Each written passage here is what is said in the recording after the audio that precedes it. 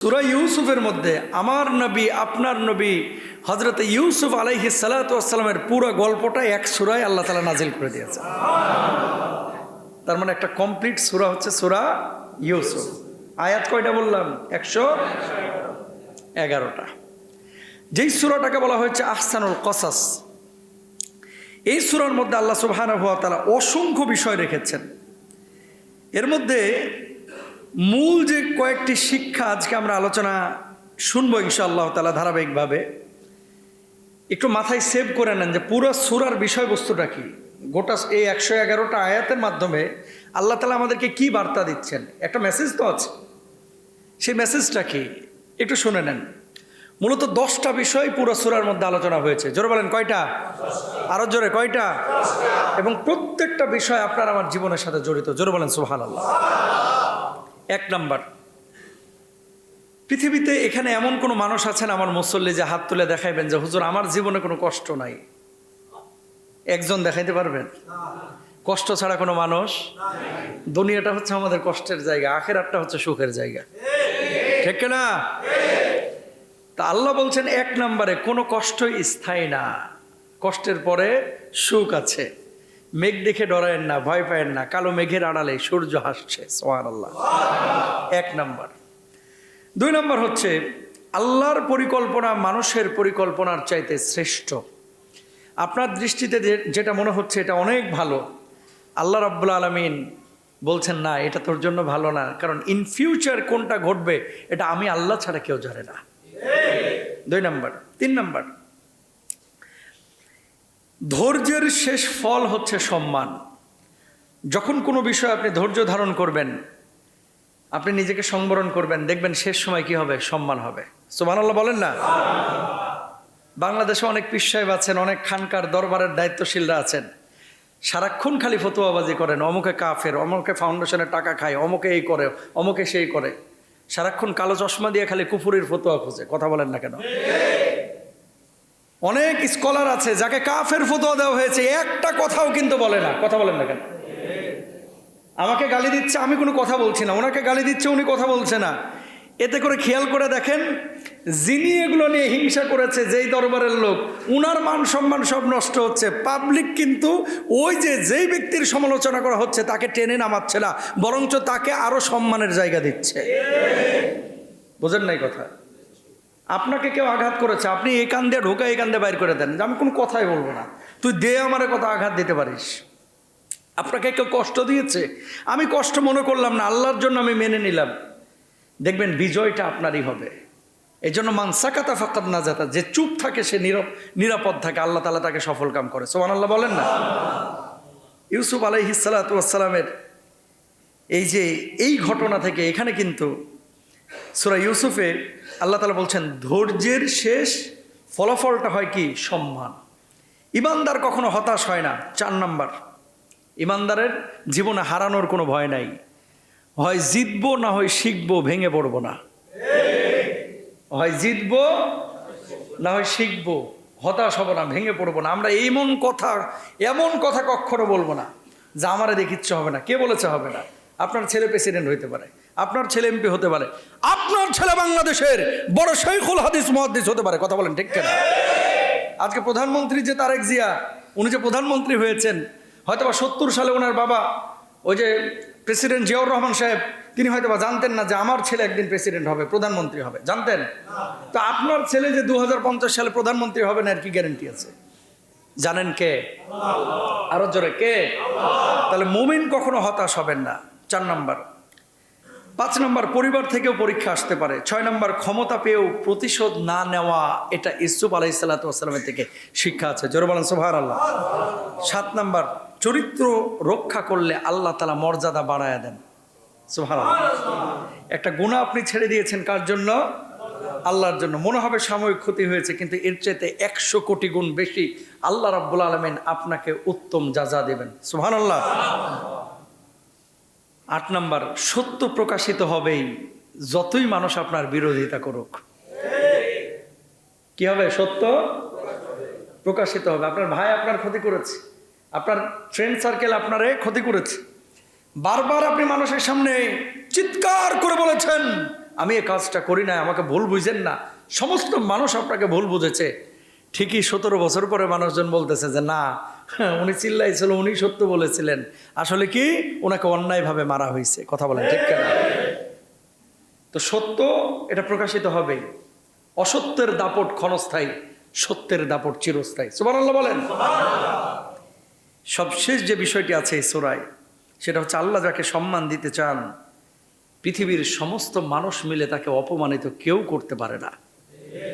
আর কাউকে যদি আল্লাহ রাব্বুল আলামিন অপমানিত করতে চান, সারা পৃথিবীর মানুষ মিলে কেউ তাকে সম্মানিত করতে পারেন না। এবার আসেন মূল বিষয়ে। তাহলে এই 10টা বিষয় পুরা কিসের মধ্যে? সূরার মধ্যে চলে এসেছে। কতটা আয়াত বলছিলাম? ভুলে গেছে। কতটা আয়াত? 111টা আয়াতে মূলত বেসিক্যালি এই 10টা শিক্ষা। তার মানে ঘরের মধ্যে কি কি খাজানা আছে, ভান্ডার আছে, এখন বুঝে গেছেন। মসজিদের ভিতরে কি কি আছে বুঝে গেছেন। সূরার মধ্যে কি কি আছে এখন বুঝে গিয়েছেন। এবার আসেন মূল আলোচনায়। মাত্র বয়স 7 বছর, কেউ বলছেন 9 বছর, ইউসুফ আলাইহিস সালাতু ওয়াস সালামের ছোট্ট মানুষ। ইয়াকুব আলাইহিস সালাতু ওয়াস সালামের স্ত্রী ছিলেন 2 জন। প্রথম স্ত্রী, কেউ কেউ বলছেন যে না আরো অধিক ছিল, ওই ঘরে সন্তান হয় নাই। কিন্তু প্রথম ঘরের যে স্ত্রী, তার ঘরে মোট 11 জন সন্তান। কতজন? 11 জন। দ্বিতীয় ঘরে ইয়াকুব আলাইহিস সালাতু ওয়াস সালামের সন্তান হচ্ছে 2 জন। কয়জন? 2 জন। একজন হচ্ছে ইউসুফ আর একজন হচ্ছে বিনিয়ামিন। বিনিয়ামিন, আপনারা অনেকের নাম শোনেন বিনিয়ামিন, এটা হচ্ছে মূলত ইউসুফ আলাইহিস সালামের ছোট ভাই। তো ইউসুফ আলাইহিস সালাতু ওয়াস সালাম উনি হচ্ছেন তখন 7 বছর অথবা 9 বছর, মতবিরোধ আছে, ছোট্ট একটা বালক। সমস্ত বাবাদের কিন্তু ছোটগুলোর উপরে টান থাকে বেশি। তো নবী ইউসুফ আলাইহিস সালাতু ওয়াস সালাম এমনি তো দেখতে সুন্দর, আবার হচ্ছে সারাক্ষণ আব্বার কাছে এসে বসে থাকে, সালাম কালাম দেয়, মায়া করে। আব্বাও তারা মায়া করে, হযরত ইয়াকুব। কিন্তু ওই ঘরের 11 জন ভাই আর সহ্য করতে পারলো না। নাউজুবিল্লাহ বলেন। হিংসা শুরু করলো। কিরে আব্বাই দেখি ঘুরে ফিরে ওর দিকে টান নাই, আমরা কি ভাইসে আইছি? মানে ব্যাপারটা এরকম যে আব্বা খালি হের কথা কয়, আমাদের দিকে দেখি নজর টজর দেয় না। এরা হিংসা করা শুরু করলো। এমন মুহূর্তে আল্লাহ রাব্বুল আলামিন কি বলছেন খেয়াল করেন। ইদ ক্বালা ইউসুফ লিআবিহি ইয়া আবাতি ইন্নী রাআইতু আহাদা আশারা কাওকাবা والشمس والقمر رأيتهم لي ساجدين।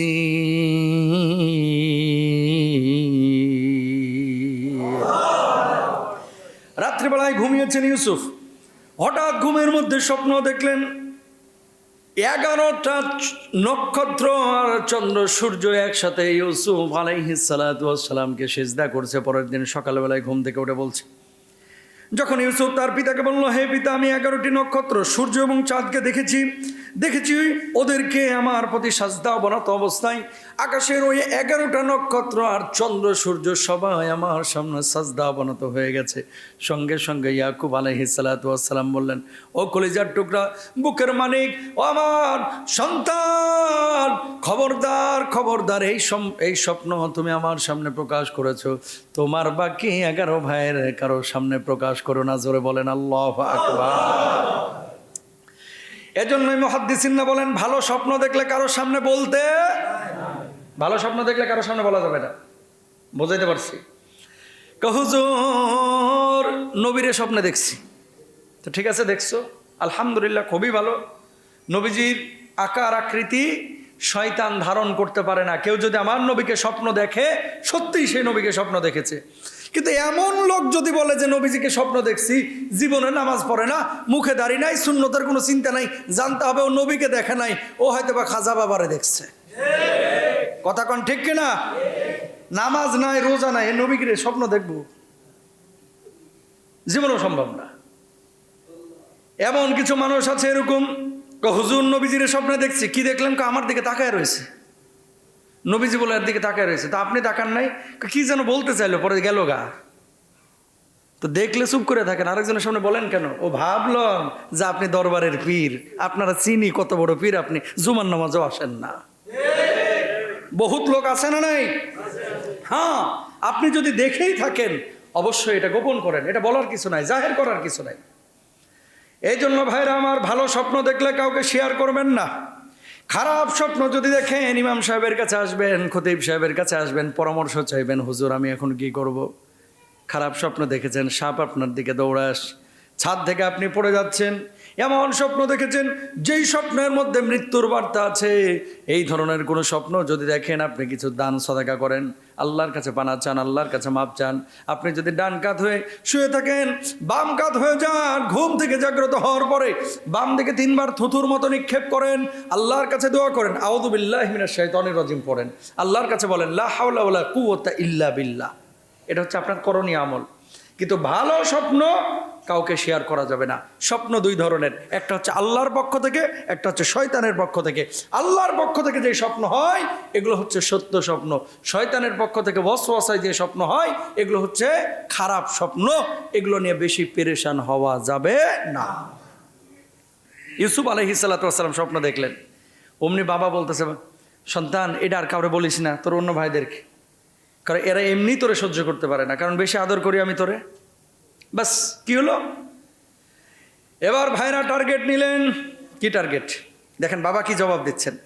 বাবা জবাব দিলেন, ক্বালা ইয়া বুনাইয়া লা তাকসুস রুয়াকা আলা ইখওয়াতিকা ফায়াকিদু লাকা কাইদা ইন্নাশ শাইতানা লিল ইনসানি আদুউম মুবিন।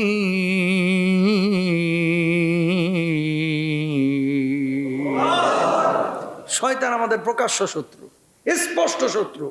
খবরদার, এটা তুমি আর কারো কাছে কি করো না, বর্ণনা করো না, বইলো না। বাবাও তো নবী, আল্লাহু আকবার, বাবা নবী, ছেলেও নবী, সুবহানাল্লাহ।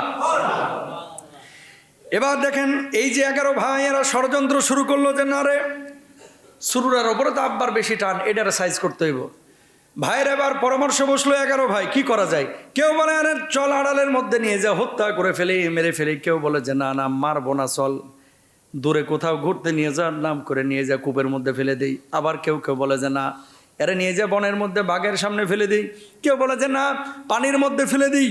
ভাইরা পরামর্শ করলো, এই পরামর্শের সিদ্ধান্ত উপনীত হলো আমরা তারা হত্যা করবো না, কিন্তু কূপের মধ্যে ফেলে দেবো বা নির্জন কোনো জায়গায় ফেলে আসবো, যাতে করে এই ছোট্ট ইউসুফ বাড়িতে না আসতে পারে, আর আব্বার বা আলাদা নজর ইউসুফের উপরে না পড়ে। জোরে বলেন নাউযু বিল্লাহ। 11 ভাই গেছে আব্বার কাছে, আব্বা আব্বা, কি হয়েছে বাজান? ইউসুফ রে খালি দেখি আপনি নিয়ে বয়ে থাকেন, আমগো একটু দেন না, আমরা ইউসুফ রে নিয়ে যা খেলবো। কোথায় নিয়ে যাবি? অমুক জায়গায় মেলা হচ্ছে, ওই জায়গায় নিয়ে যাব। আব্বা বলছে না, তোদের সাথে আমি দিতাম না, তোরা উদাসীন, আমার ইউসুফ রে দিতাম না তোদের সাথে। আব্বা একটু দেন না, কোনোদিন তো দেন না, আজকে দেন, আমরা দেখে রাখবো, ওরে খেলাইবো, ও খেলবে, ওরা কিছু কেনাকাটা করে দেবো বাজার থেকে, আমরা 11 ভাই থাকবো, আর কোনো ক্ষতি হবে না। 1 বার 2 বার 3 বার যখন বলছে, বাবা তো ভাইরা চাচ্ছে ছোট ভাইরে, মায়া করে দিয়ে দিচ্ছে। এই বদমাশ ভাইরা তখন কি করল? নবী ইউসুফ আলাইহিস সালাতু ওয়াস সালাম 7 বছর অথবা 9 বছরের ছোট্ট বাচ্চা, ভালো মন্দ কোনো কিছুই তারতম্য করতে পারে না। ইয়াকুব আলাইহিস সালাতু ওয়াস সালাম নতুন জামা কাপড় পরিয়ে দিয়েছেন পরিবারের পক্ষ থেকে। 11 জন ভাই কত দূর নিয়ে যাওয়ার পরে যখন মহল্লা থেকে অনেক দূরে চলে গেছে, কেউ ঘুষি মারা শুরু করেছে, কেউ জামা টানা শুরু করেছে, কেউ কান টানা শুরু করেছে। নবী ইউসুফ আলাইহিস সালাতু ওয়াস সালাম বললেন, ও কলিজার টুকরা ভাইরা, আপনারা না আমার মেলায় নিয়ে যাবেন, আপনারা না আমার ঘোরাফেরা করাবেন, বাজার থেকে নিত্য নতুন জিনিস কিনে দেবেন, আমার মারছেন কেন? আমার অপরাধটা কি? আব্বাই তোরে ভালোবাসে কেন? এর জন্যই তোরে মারতেছে। আল্লাহু আকবার বলেন। আব্বা তোরে ভালোবাসে কেন? ও ভাই, আমার মাফ করে দেন, আমার ছেড়ে দেন, আমি আমার আব্বার কাছে চলে যাব, কোনোদিন আপনাদের সামনে আসবো না, কোনোদিন দাঁড়াবো না। কিন্তু ভাইদের কলিজার মধ্যে বিন্দুমাত্র মায়া জন্মাইল না। নবী ইউসুফ আলাইহিস সালাতু ওয়াস সালামের 7 বছরের ছোট্ট বালককে ওই মিশরের পাশে এমন একটা বাজারের কিনারায় দেখলো গভীর নলকূপ, যেখান থেকে মানুষ পানি পান করে, যেখান থেকে পানি ওঠায়। ওই ছোট্ট বালককে ধরে একসাথে যখন কূপের মধ্যে নিক্ষেপ করছিল, ইউসুফ চিৎকার করছিল, আমারে ফেলায় না, আমারে ফেলায়ও না, আমারে ফেলায়ও না, আমার বাবার কাছে নিয়ে যাও। কিন্তু ওই 11 ভাইয়ের কলিজার মধ্যে বিন্দু মাত্র ভালোবাসা জন্মায়নি। জোরে বলেন না আউযুবিল্লাহ। জালেম কিন্তু ওই সময় ছিল, এখনকার মতো না, আগেও ছিল, এখনো আছে। কথা বলেন না কেন? আগেও যেমন ছিল এখনো আছে। এখনো দেখবেন বাপ কিছু একজন ভাইকে যেটা বেশি খেদমত করতেছে একটু ভালো করে দেখলেই অন্য ভাইরা কিন্তু সহ্য করতে পারে না, খালি ক্ষতি করতে চায়, তখন ভাই ভাইকে চিনে না। ঠিক কিনা? এই যে ইউসুফ আলাইহিস সালাতু ওয়াস সালামকে ফেলে দিলেন, আল্লাহ তাআলা আসমান থেকে দেখছে, কূপের মধ্যে নিক্ষেপ করছে। আচ্ছা, কূপের মুখ থেকে নিচ পর্যন্ত পড়তে মনে হয় 10 মিনিট সময় লাগে। কয় মিনিট লাগে? 1 সেকেন্ড, এই তো 10 সেকেন্ড, 5 সেকেন্ড, এর বেশি তো লাগে না। জিবরিল আমিনকে আল্লাহ রাব্বুল আলামিন ইশারা করলেন, ও জিবরিল আমিন, আমার ইউসুফকে যে ভাইরা কূপের মধ্যে ফেলে দিল, মুহূর্তের মধ্যে তুমি গিয়ে হাতটাকে পেতে দাও, একটা পাত্র বিছায়া দাও, আমার ইউসুফের যেন কোনো ব্যথা না লাগে, আমার ইউসুফের যেন কোনো আঘাত না লাগে। পড়তে 5 সেকেন্ড 10 সেকেন্ডের প্রয়োজন হয়েছে। জিবরিল আমিন পাখা দিয়ে ইউসুফ আলাইহিস সালাতু ওয়াস সালামকে ধরে ফেলেছেন। মুহূর্তের মধ্যে জিবরিল আমিন এসে হাজির। জিবরিল আমিন তাকে ধরে ফেললেন। এবার ধরে ফেলার পরে ওই ভাইরা নিশ্চিন্ত হয়ে গেল, ইউসুফকে আমরা কূপের মধ্যে নিক্ষেপ করেছি, আর বেঁচে ফিরতে পারবে না, থাকুক ইউসুফ কূপের মধ্যে। এবার ভাইরা চিন্তা করছে আব্বার কাছে গিয়ে কি বলবো, আব্বা তো আমাদেরকে ইউসুফকে দিতে যাচ্ছিল না। একজন পরামর্শ দিল, ভাই বাবার কাছে যাওয়ার পরে বলবো আমরা ইউসুফকে খেলাইতেছিলাম, এমন মুহূর্তে পেছন থেকে একটা বাঘ এসে থাবা মেরে নিয়ে চলে গিয়েছে, আব্বাকে আমরা বুঝ দিয়ে দেবো, চিন্তা করো না। ওইদিকে জিবরিল আমিন এমন একটা পাত্র, এমন একটা আসবাব, এমন একটা জায়নামাজ অথবা এমন একটা বিছানা ওখানে বিছিয়ে দিয়েছে, ইউসুফ আলাইহিস সালাতু ওয়াস সালাম ওই কূপের মধ্যে বসে বসে আকাশের দিকে তাকিয়ে আছে। জোরে বলেন সুবহানাল্লাহ। আল্লাহু আকবার, আল্লাহু আকবার।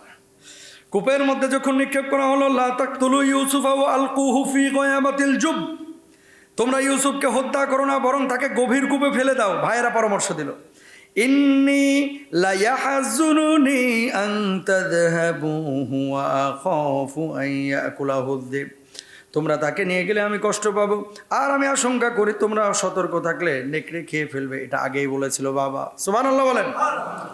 যেমনি ইউসুফ আলাইহিস সালাতু ওয়াস সালামকে ফেলে দিল, ফেলে দেওয়ার পর আল্লাহ রাব্বুল আলামিন ইউসুফের কানে কানে ওহী করতেছেন, ছোট ইউসুফ জিবরিল আমিনের মাধ্যমে। কি ওহী? ওয়া আওহাইনা ইলাইহি লাতুনাব্বিআন্নাহুম বিআমরিহিম হাদা ওয়া হুম লা ইয়াশউরুন।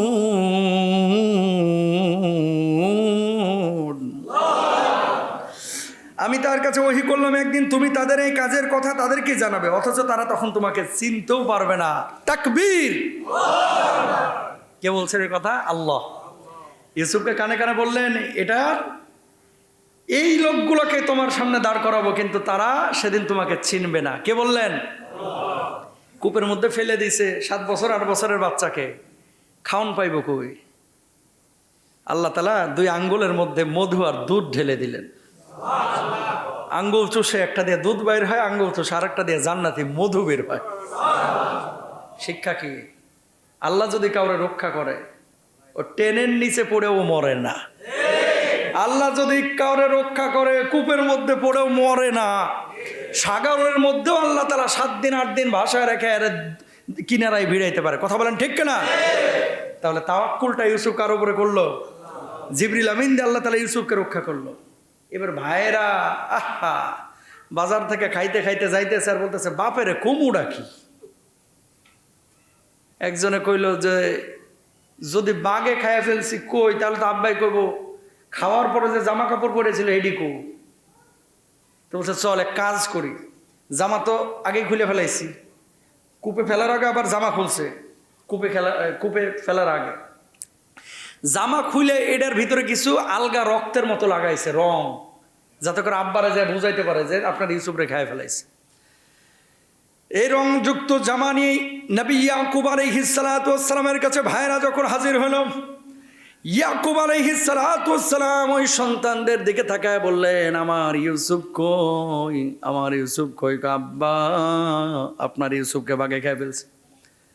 ইয়াকুব আলাইহিস সালাতু ওয়াস সালাম বললেন, না না, আমি বিশ্বাস করি না আমার ইয়াকুব ইউসুফকে বাঘে খাইতে পারে না, সত্যি করে বলো। কই যে দেখেন জামা, আপনার ইউসুফকে খেয়ে ফেলছে। বাপ বিশ্বাস করে না।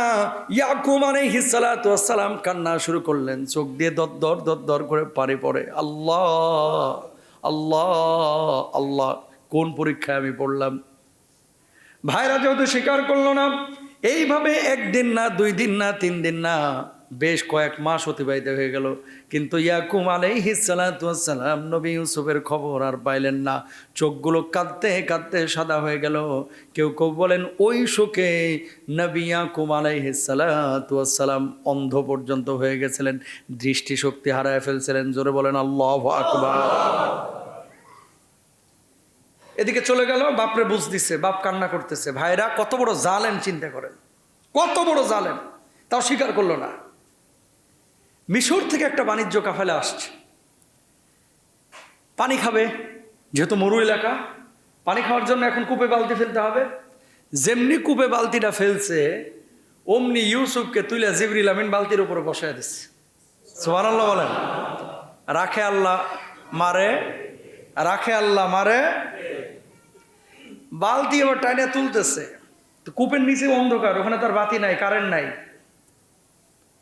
কিরে ভাই, অন্যদিন পানি তুলি এত ভারী তো লাগে না, আজকে এত ভারী লাগে কে? কারে বেটা উঠা তাড়াতাড়ি, কি ভারী, পিপাসা লাগছে, পানি খাবো, উঠা।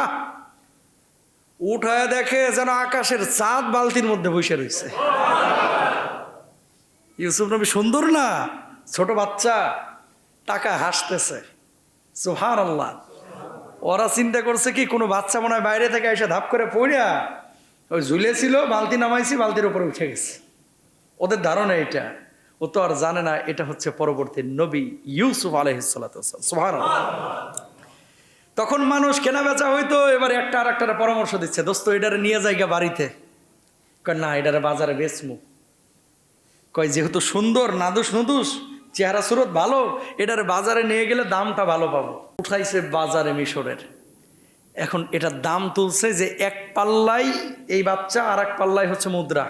যদ্দুর ওজন হবে, যে দাম দেবে তার কাছে দিয়ে দিব। তাহলে যেন তেন মানুষ কিন্তু কিনতে পারবে না। ওই বোকদারা যদি বুঝতো যে এটা নবী হবে, এ জীবনে ব্যস্ত। আরে কি সম্পদ বেচে দিচ্ছে। ওইদিকে মিশরের যে আজিজ মন্ত্রী, যারা রাষ্ট্র চালায়, একটা ছিল বন্ধা।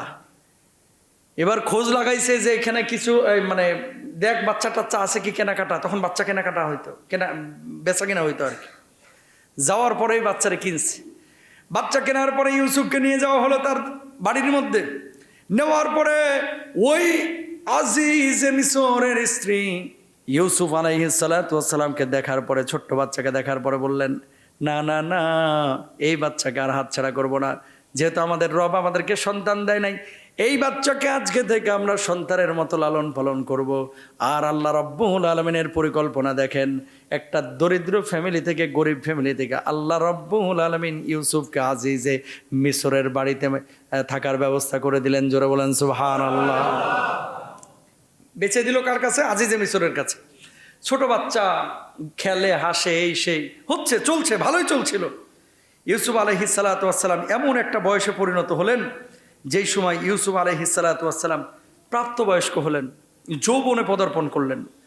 ওয়ালাম্মা বালাগা শুদ্দাহু আতাইনাহু হুকমান ওয়া ইলমা ওয়া কাযালিকা নাজজিল মুহসিনিন।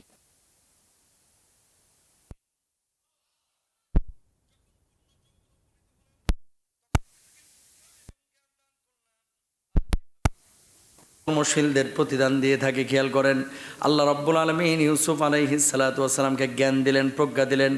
এমন প্রজ্ঞা জ্ঞানে যেমন তিনি সৌন্দর্য ছিলেন, তিনি সৌন্দর্যের অধিকারী ছিলেন, তদ্রূপভাবে আল্লাহ রাব্বুল আলামিন তার চেহারার দিক থেকে সারা পৃথিবীর সেরা সৌন্দর্য দিয়েছিলেন। জোরে বলেন সুবহানাল্লাহ। যেমনি প্রাপ্তবয়স্ক হয়ে গেছে, আজিজে মিসরের স্ত্রী তার প্রতি আসক্ত হয়ে যাচ্ছেন, আসক্ত হয়ে যাচ্ছিলেন, অবৈধ প্রেম নিবেদন করছেন। ঘটনা দীর্ঘায়িত করব না।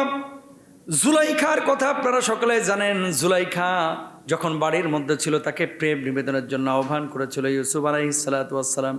ঘরের মধ্যে কেউ নাই, জুলাইখা বলছে তুমি আমার সাথে প্রেম নিবেদন করো, ভালোবাসা নিবেদন করো। ইউসুফ আলাইহিস সালাতু ওয়াস সালাম আল্লাহ রাব্বুল আলামিনকে চিনতেন, জানতেন, তাওহীদে বিশ্বাসী ছিলেন। তিনি যখন এই প্রস্তাব পেলেন সঙ্গে সঙ্গে তিনি দৌড় দিলেন। জুলাইখা পেছন থেকে হামলে পড়েছে তাকে পাকড়াও করার জন্য, ধরার জন্য। যেমনি গেটের সামনে গিয়েছেন, আজিজে মিসর চলে এসেছেন। কি হয়েছে, কি হয়েছে? সঙ্গে সঙ্গে তার উপরে অপবাদ দেওয়া হলো যে আমার উপরে সে কালো হস্তক্ষেপ করেছে, প্রেম নিবেদন করেছে, আমাকে সে ধর্ষণ করতে চেয়েছে। জোরে বলেন নাউযুবিল্লাহ। নিজেই গেল তার উপরে হামলে পড়তে, অথচ এখন অপবাদ দিল কার উপরে? ইউসুফের উপরে। নাউযুবিল্লাহ বলেন না। এই জন্য মেয়েরা ভাই ডেঞ্জারাস, কিন্তু এটা কিন্তু এই জামানায় শুধু না, ওই জামানাতেও ছিল। এবার গোটা মহল্লা জানাজানি হয়ে গেছে, কিরে এটা না এত জ্ঞানী ছেলে, ভালো ছেলে, এত সুন্দর, মুআদ্দাব, ভদ্র, নম্র, কারোর সাথে ভেজাল করে না, এটা এরকম আকাম করতে গেছে। নাউযুবিল্লাহ, এর চাইতে বদমাশ আর নাই। জোরে বলে নাউযুবিল্লাহ। যেটা হয় এলাকায়, জুব্বাওয়ালা যদি একটা কিছু করছে তাহলে মনে করেন মাশাআল্লাহ, তার তো কোনো কথাই নাই। কারণ সাদা জামায় দাগ পড়লে বেশি বোঝা যায়, কথা কন না কেন? গোটা এলাকায় সমালোচনা শুরু হয়ে গেছে। কি গো, কি হয়েছে, ঘটনা কি? এই যে দেখো এত বড় একটা কাজ করছে। وراودته التي هو في بيتها عن نفسه وغلقت الأبواب وقالت هيت لك। জোরে বলেন আল্লাহু আকবার। যে নারীর ঘরে তিনি ছিলেন সে তাকে নিজের প্রতি আকৃষ্ট করতে চাইল। সে সব দরজা শক্ত করে বন্ধ করে দিল, বন্ধ করে বলল এসো। কে বলছেন? আমার আল্লাহ নিজে বলছেন। ইউসুফ সঙ্গে সঙ্গে জবাব দিলেন মাআদাল্লাহ, আল্লাহ আপনি আমাকে সাহায্য করেন। ইন্নাহু রাব্বি আহসানা মাথওয়াই ইন্নাহু লা ইউফলিহুয যালিমুন।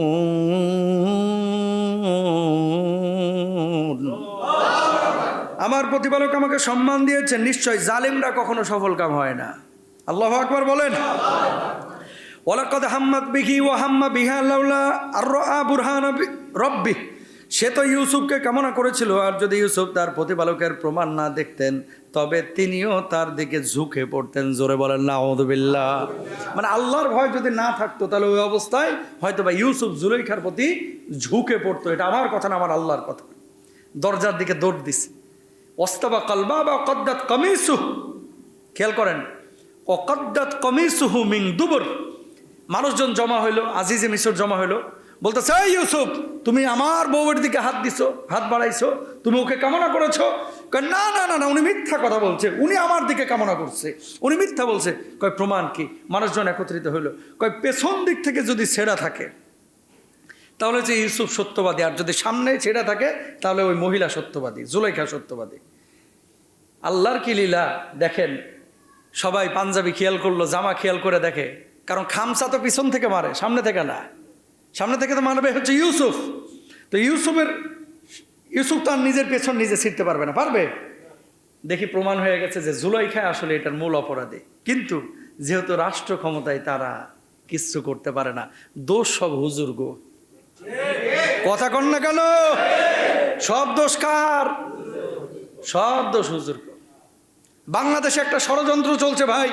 আমি বলবো না মাদ্রাসাগুলোতে উল্টাপাল্টা কাজকাম কিছু জায়গায় হয় না, এটা হয় কিছু জায়গায়, কিছু জায়গায়। কিন্তু যেভাবে মিডিয়াগুলো মাদ্রাসাগুলো নিউজ করতেছে, এটার পিছনে সূক্ষ্ম ষড়যন্ত্র আছে, হয় ওপার থেকে অথবা এই দেশের মধ্যেই, যারা চায় বাংলাদেশে মসজিদ মাদ্রাসাগুলো না থাকুক। কথা বলেন ঠিক কিনা? দেখবেন ছোট্ট একটা ঘটনাকে বাপরে বাপ বিশাল করে প্রকাশ করতেছে। আমি শুনলাম আমাদের এক ভাই বললেন যে 300-র উপরে পেজ তারা খুলেছে, যারা সারাক্ষণ খালি অপেক্ষায় থাকে ওই মাদ্রাসার নামে, ওই হুজুরের নামে, ওই আলেমের নামে এই বলৎকারের নিউজ, ওই অমুক নিউজ, এই তমুক নিউজ, উল্টাপাল্টা যত নিউজ আছে, এই সব নিউজগুলো দিয়ে দাড়িওয়ালা টুপিওয়ালাদের বিপক্ষে মানুষদেরকে অনেকে লেলিয়ে দিচ্ছে। কথা বলেন ঠিক কিনা? হ্যাঁ, যদি কোনো মাদ্রাসায় এরকম ঘটনা ঘটে অবশ্যই সেই মাদ্রাসার ওস্তাদদেরকে আপনারা কাঠগড়ায় দাঁড় করান। আর যেই বদমাস হুজুরে কাজ করবে পিটাইয়া ওইটারে পুলিশের হাতে তুলে দিবেন। কথা বলেন ঠিক কিনা? এগুলো মানুষ না, এগুলো কুকুরের চাইতে অধম। আমি বুঝি না আমাদের মুরব্বীরা এগুলো নিয়ে কথা বলে না কেন। যদি কোনো মাদ্রাসায় এরকম ঘটনা ঘটে, এই ওস্তাদের ব্যাপারে সিদ্ধান্ত নেবেন গোটা বাংলার জমিনে কোনো মসজিদ মাদ্রাসায় যেন এই হারামখোর আর চাকরি না পায়। কথা বলেন ঠিক কিনা? আপনার সন্তান আমার সন্তান, তারা আমাদের কলিজার টুকরা। হ্যাঁ, বয়স সন্ধিকাল যখন হয় মানুষের বিভিন্ন ধরনের কিন্তু আগ্রহ তৈরি হয়। ছোট বাচ্চারা অনেক সময় একটা আর একটার সাথে উল্টাপাল্টাই এরকম হতে পারে। এটা যে শুধু মাদ্রাসায় হয় তা না, আপনার বাড়িতেও কিন্তু হয়। মাদ্রাসারটা বেশি আলোচনা হয়, আপনারটা হয় না। কাজিনে কাজিনে কত কি হয় আপনি কি জানেন? সব জানেন না। আমি যে কথা বলতে যাচ্ছি, পাপি, সেটা মাদ্রাসায় হোক সেটা স্কুলে হোক, আমরা পাপের বিপক্ষে। কিন্তু উদ্দেশ্য প্রণোদিতভাবে মাদ্রাসাগুলোকে টার্গেট করা, এটা কিন্তু অন্যায়। এটা কি অন্যায়? ওই যে ইউসুফ আলাইহিসসালাম বারবার বলতেছে যে দেখেন, আমি যদি ওর উপর হামলা করতাম তাহলে তো আমার সামনে দিক ছেড়ে থাকতো জামা, ও আমার তাড়ে এসে দেখি তো আমার জামার পেছন ছেড়া। তারপরে মানুষ বিশ্বাস করলো না। কি না না না না না, তুই বেটা এদেশে এদের এখানে থেকে বড় হইছো, হ্যাঁ, আমরা ওদেরকে চিনি না, ওরা আজিজে মিশর, ওরাও সম্ভ্রান্ত ফ্যামিলি, ওরা এই কাম করতে পারে না, করলে তুই করছস। প্রমাণ থাকার পরেও বিশ্বাস করলো না। ওই যে হুজুর, কথা কন না কেন? ওই যে কি, ওই যে হুজুর, হুজুর হইলে তো সব দোষ হুজুরের। আল্লাহ মাফ করুক, আমিন বলেন। এবার মহিলারা বলা শুরু করলো যে কিরে, এই ঘরের মধ্যে নাকি এই ইউসুফ খুব সুন্দর দেখতে শুনলাম। কয় এমন সুন্দর? কে বলতেছে? জুলেখা। কয় কেমন সুন্দর? কয় ও মুখে ভাষা প্রকাশ করা, মানে অনুভূতি দিয়ে মুখে ভাষার মাধ্যমে এটা প্রকাশ করা যাবে না। একটু দেখার ব্যবস্থা কর না। কারা বলতেছে? এলাকার ভাবিরা। এলাকার কারা? বুঝেন নাই? এলাকার অন্যান্য যে মহিলারা আছে না, কয় এই ঘরে নাকি ইউসুফ আছে, এটা নাকি দেখতে খুব সুন্দর। কেমন সুন্দর? কয় দেখলে পাগল হয়ে যাবি, একটু দেখানোর ব্যবস্থা কর না। তো বলতেছে কেমন সুন্দর, দেখানোর ব্যবস্থা করব। ঠিক আছে আসিস, যেহেতু আজিজে মিশরের প্রেসিডেন্টের স্ত্রী, সবে দেখায় ঘরের মধ্যে বসবি। বসছে, সবার হাতে একটা করে আপেল আর একটা করে ছুরি দিছে। ইউসুফ আলাইহিসসালাম বসছে, কেবল বসার পরে আপেল কাটতেছে খাওয়ার জন্য। আপেলে ছুরি না চালায় হাতে ছুরি চালাইছে, হাত কেটে গেছে, টেরও পায়নি। আল্লাহু আকবার! কেমন সুন্দর ছিল আমার ইউসুফ নবী। সুবহানাল্লাহ, সুবহানাল্লাহ। এখন আপনি বলবেন যে হুজুর, আমার নবীর চাইতে ইউসুফ নবী বেশি সুন্দর ছিল কিনা? আমার ইউসুফ নবী সুন্দর ছিল, কিন্তু তার চাইতে 100 কোটি গুণ সুন্দর ছিল আমার পিয়ারা নবী। জোরে বলেন সুবহানাল্লাহ।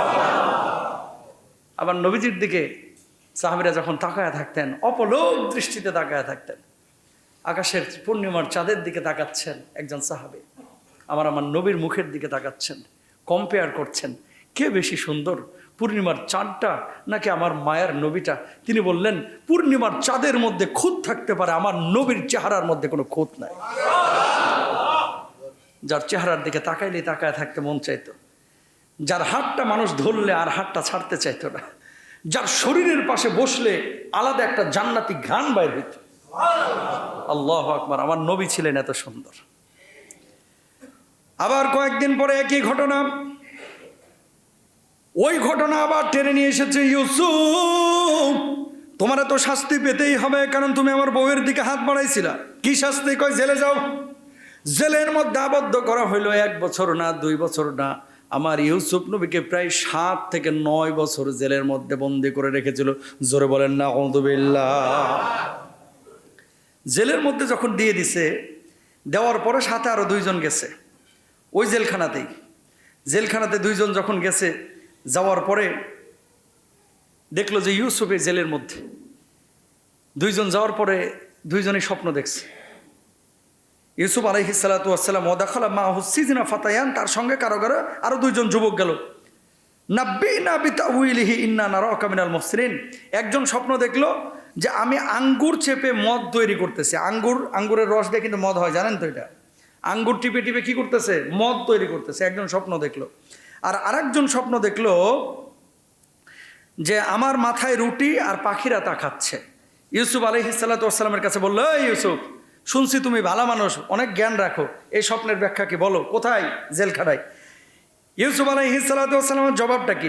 ইয়া সাহিবাইস সিজনি আরবাবুম মুতাফাররিকুনা খায়রুন আমিল্লাহুল ওয়াহিদুল কাহ্হার।